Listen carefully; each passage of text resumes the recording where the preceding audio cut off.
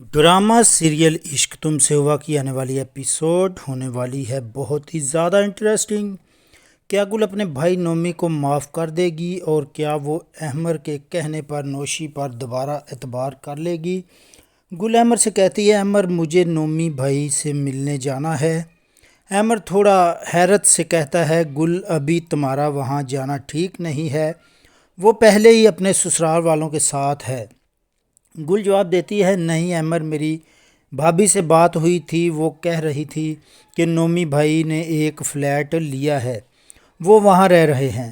احمر تھوڑا سوچ کر کہتا ہے اچھا ٹھیک ہے، میں تمہیں وہاں لے چلتا ہوں۔ جیسے ہی دونوں نومی کے فلیٹ پر پہنچتے ہیں گل دروازے پر دستک دیتی ہے۔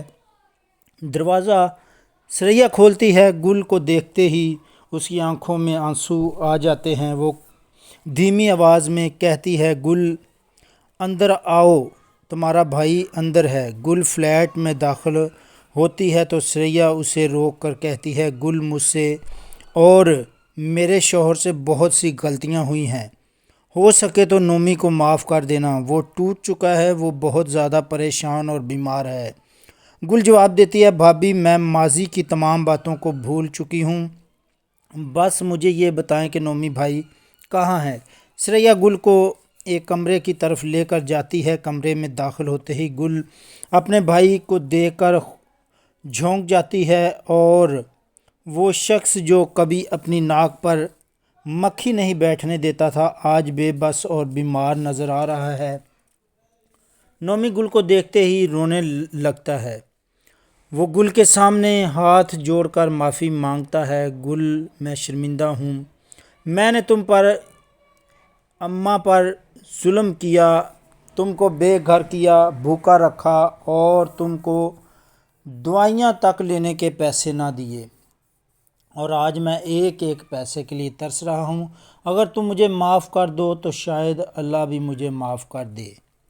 گل کی آنکھوں میں آنسو آ جاتے ہیں، وہ آہستہ سے کہتی ہے بھائی اس دنیا میں میرے تیرے رشتے خونی ہیں اور میں آپ کو اس حالت میں دیکھ نہیں سکتی، میں نے آپ کو دل سے معاف کر دیا ہے۔ نومی اونچی اونچی روتے ہوئے کہتا ہے گل تم نے وہ برداشت کیا جو شاید کوئی نہ کر پائے۔